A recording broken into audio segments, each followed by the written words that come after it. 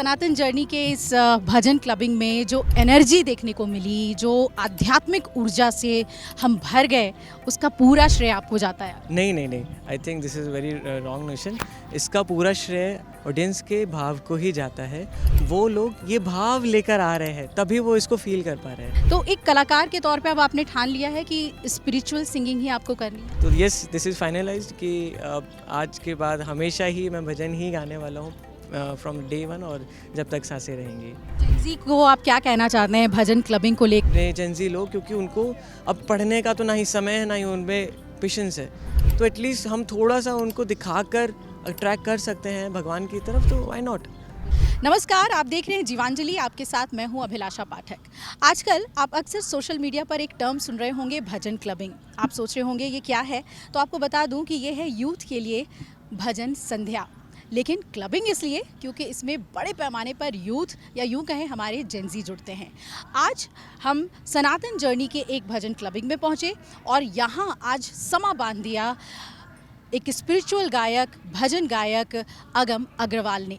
अगम जी को आप बहुत अच्छे से पहचानते हैं, सोशल मीडिया पे बहुत ही वायरल हैं। बहुत बहुत स्वागत है आपका जीवांजलि। धन्यवाद। आज सनातन जर्नी के इस भजन क्लबिंग में जो एनर्जी देखने को मिली, जो आध्यात्मिक ऊर्जा से हम भर गए, उसका पूरा श्रेय आपको जाता है। नहीं, I think this is very wrong notion.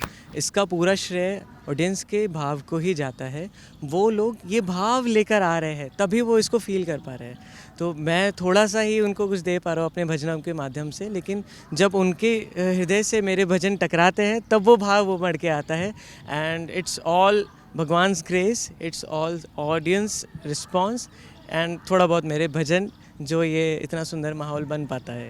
ये बताइए कि संगीत में आपका आना कैसे हुआ और कितनी उम्र से आप गा रहे हैं? क्योंकि जितने सधे हुए सुर हैं आपके, दिलों तक वो आवाज़ जो है वो पहुंचती है। कितने उम्र से आप सीख रहे हैं? कैसे म्यूज़िक में आपका आना हुआ? मैं तो 3 साल की उम्र से ही गा रहा हूँ और प्रोफेशनली सीख रहा हूँ, और मैंने अपनी डिग्रीज़ भी म्यूज़िक में ही की है। तो from the beginning only I was मुझे मेरे पिताजी ने बहुत अच्छे से राह दिखाई, although he is not a musician, और फिर भी उन्होंने बहुत ज़्यादा मुझे सपोर्ट किया और हर जगह मुझे म्यूज़िक में फील्ड में आगे बढ़ने का सपोर्ट किया है उन्होंने। एक कलाकार के तौर पे आप एक वैष्णव भक्त भी नज़र आते हैं और आपने कहा कि आप हनुमान भक्त भी हैं। तो ये जो टीका आपने लगाया है, तो एक कलाकार के तौर पे अब आपने ठान लिया है कि स्पिरिचुअल सिंगिंग ही आपको करनी है।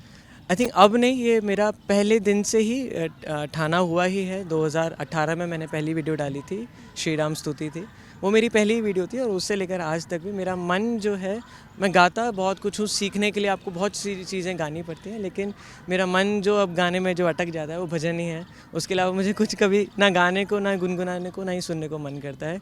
तो यस, दिस इज़ फाइनलाइज्ड कि अब आज के बाद हमेशा ही मैं भजन ही गाने वाला हूँ फ्रॉम डे वन, और जब तक सांसें रहेंगी। आपने कहा कि आप सबसे ज़्यादा करीब जो हैं हनुमान के हैं, है ना? तो कुछ सुनाएंगे? अच्छा श्योर, हनुमान जी का सुना सकते हैं हम। मंगल मूर्ति राम दुलारे, आन पड़ा अब तेरे द्वारे, हे बजरंग बली हनुमान, हे महावीर करो कल्याण, हे महावीर करो कल्याण। आज एक बहुत अच्छी चीज़ थी, जब परफॉर्म आप कर रहे थे तो आप कह रहे थे कि इस रैंप पर मैं जो हूँ नहीं चल पा रहा हूँ। अच्छा, जेनज़ी जो है वो सोचती है कि सामने जो हमारा परफॉर्मर है वो हमारी तरह बिल्कुल रॉक करेगा, और आप उतने ही सरल हैं धोती कुर्ता में, तो वो लेकिन कनेक्ट जो है वो शायद सुर कर देते हैं। क्या कहेंगे आप भजन क्लबिंग कॉन्सेप्ट को लेकर? आपको कोई दिक्कत होती है कनेक्ट करने में? आप, क्योंकि आपने पहले ही बोल दिया था कि ढिंचक नहीं सुनने को मिलेगा आपको ज़्यादा। हाँ, वो मेरी पर्सनल अंडरस्टैंडिंग है कि मैं बहुत ज़्यादा मूव करके गा नहीं सकता, और मैं अच्छा गा नहीं पाऊँगा तो मैं ईश्वर से अपना कनेक्शन नहीं साध सकूँगा। और मैं ये समझता हूँ कि जो स्टेज पर होता है वो कोई और होता है, वो गम होता भी नहीं। अभी मैं स्टेज से उतर चुका हूँ, मुझे याद भी नहीं है कि मैंने क्या किया, और दिस इज़ द फैक्ट, मैं सच बोल रहा हूँ, बिल्कुल हृदय की बात बोल रहा हूँ। तो जब मैं वहाँ गा रहा हूँ, मुझे बहुत दिमाग में शांति चाहिए, मेरे शरीर में शांति चाहिए, तभी मैं वो भाव से, और मैं भाव से भगवान को अर्पण करता हूँ अपने भजन, तभी शायद कुछ लोगों को वो भा जाते हैं। तो यही मेरा प्रयास रहता है। तो जेंजी को आप क्या कहना चाहते हैं भजन क्लबिंग को लेके, और भजन क्लबिंग का जो स्वरूप है वो कई जगहों पे थोड़ा अलग भी दिखता है, आप उसे कैसे देखते हैं? I think it's just a packaging. पहले सबसे पहले जागरण होते थे तो उसको बहुत ज़्यादा उसमें कुछ कुछ उल्टा सीधा भी रहता था। उसके बाद फिर भजन संध्याएँ आई, फिर माता की चौकी आई। अब उसी का ही एक अच्छा रीपैकेजिंग है, उसमें इन्वेस्टमेंट आ गई है, इसमें थोड़ा सा लोगों ने अपना लक्ष्मी उसमें डालना, इन्वेस्ट करना शुरू किया है। तो हमको एक इंटरनेशनल स्वरूप देखने को मिल रहा है। अब जैसे अभी तक सिर्फ 2 घंटे का शो होता था, ये जो हो रहा है फेस्टिवल है। फेस्टिवल का अर्थ है कि पूरे दिन का एक शो होता है, तो ये इंटरनेशनल कंसेप्ट है। अब उसमें अभी देखिए एक और ये भजन क्लबिंग से भी आगे है बाय द वे, ये जो फेस्टिवल चल रहा है। तो भजन क्लबिंग भी 2 घंटे का होता है। तो जैसे जैसे हम इवॉल्व होते रहेंगे वैसे वैसे हम यूथ को और अट्रैक्ट करते रहेंगे। एंड यस, थोड़ा थोड़ा तो जो दिखता है वो ही भगवान, और उससे कनेक्ट कर पाएंगे अपने जेंजी लोग, क्योंकि उनको अब पढ़ने का तो ना ही समय है, ना ही उनमें पेशेंस है। तो एटलीस्ट हम थोड़ा सा उनको दिखाकर अट्रैक्ट कर सकते हैं भगवान की तरफ, तो व्हाई नॉट। कृष्ण भक्ति में आप डूबे हुए लगते हैं पूरी तरीके से।